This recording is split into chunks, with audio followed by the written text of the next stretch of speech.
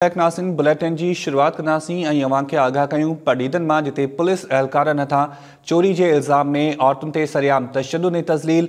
Police एहलकारनि सरेआम औरतुनि खे तशद्दुद जो निशानो बणायो ऐं औरतुनि जी तज़लील कई वई आहे।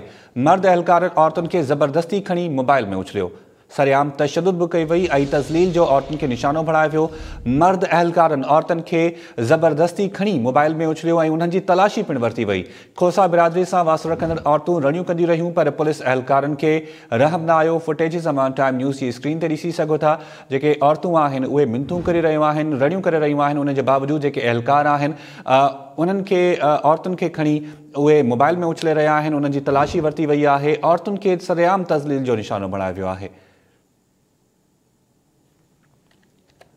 पडीदन में पुलिस एहलकारनि हथां चोरी के इल्ज़ाम में औरतुनि ते सरेआम तशद्दुद ऐं तज़लील। इन मामले के हवाले से अपडेट्स मालूम कंदासीं। साजिद जोयो लाइन ते मौजूद है पडीदन में। साजिद, छा तफ़सील आहिनि? छा पुलिस एहलकारनि खिलाफ़ कंहिं कार्रवाई कई है, कंहिं इन मामले जो नोटिस वरितो है? जी शायद अवांखे ॿुधाईंदो हलां त पडीदन पुलिस पारां अॼु इंसानियत सोज़ कार्रवाई कई वई आहे। पडीदन पुलिस पारां विच बाज़ार में औरतुनि ते जेको आहे तशद्दुद कयो वियो आहे ऐं ॿारनि जी पिणु तज़लील कई वई आहे।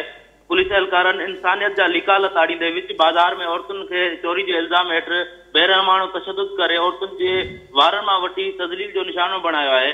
औरतुनि में ज़हीरा, हसीना, वहीदा ऐं मासूम ॿारड़ा शामिल हुया। पुलिस जेको आहे इन्हनि सभिनि जी जेको आहे तज़लील भी कई है, तशद्दुद भी कयो आहे। पुलिस की गाड़ी में जेको आहे उन्हनि खे वारनि मां वठी उछलायो वियो आहे। औरतुनि सां गॾु ॿारड़ा बि हुया जेके देर ताईं औरतूं ऐं ॿारड़ा जेके आहिनि उब ॾारींदड़ दाहूं कंदा रहिया। जॾहिं त पैसा चोरी करण जे इल्ज़ाम हेठि आयल औरतुनि जी लेडीज़ पुलिस एहलकारनि बजाए मर्द पुलिस एहलकारनि तलाशी वरिती पर औरतुनि वटां का बि शइ पुलिस खे हथ न अचण ते पुलिस बेगुनाह औरतुनि जी तज़लील करण बाद औरतुनि खे आज़ाद करे छॾियो। अफ़सोस की ॻाल्हि इहा आहे त इहे अहिड़ा फुटेज जेके आहिनि इहे सोशल मीडिया ते वायरल थिया पर हींअर ताईं लाॻापियल इख़्तियारनि मां कंहिं बि हींअर ताईं इन जो नोटिस न वरितो आहे। ऐं इन मामले ते जेके पडीदन जा शहरी आहिनि उहे बि इन मामले ते हींअर ताईं इहे सभु शयूं ॾिसंदा रहिया पर उन्हनि मां कंहिं बि आवाज़ न उथारे। उन्हनि खे पुलिस पारां धमकियूं ॾेई उन्हनि खे बि ख़ामोश करायो आहे पर हींअर ताईं ज़िले इंतज़ामिया तोड़े एसएसपी नौशारो फिरोज़ अहिड़े वाक़े जो को बि नोटिस न वरितो आहे।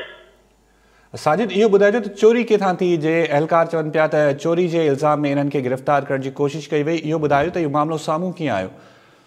शायद इन मामले ते जॾहिं असांजी पडीदन पुलिस सां जेको आहे राब्तो कयो वियो त पडीदन पुलिस जा जेके थाणे ते एहलकार मुक़रर हुया उन्हनि ॿुधायो त असांखे थाणे ते का बि अहिड़ी इतला नाहे मिली त को पडीदन मां चोरी थी आहे।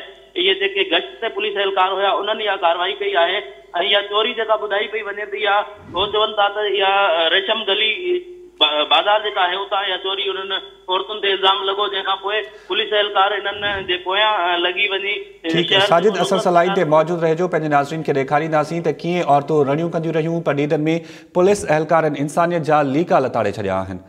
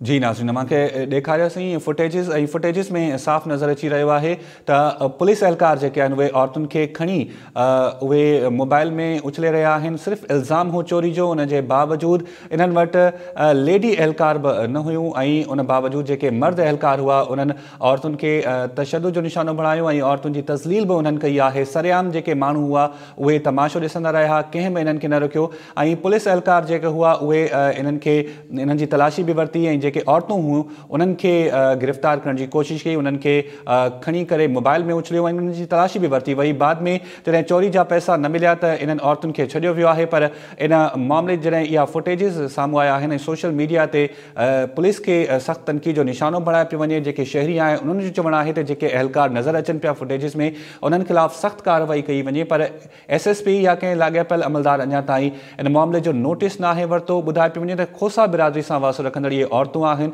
ऐं इन्हनि औरतुनि जी अॼु पुलिस तरफ़ां पडीदन पुलिस तरफ़ां तज़लील कई वई आहे। उन्हनि खे तशद्दुद जो निशानो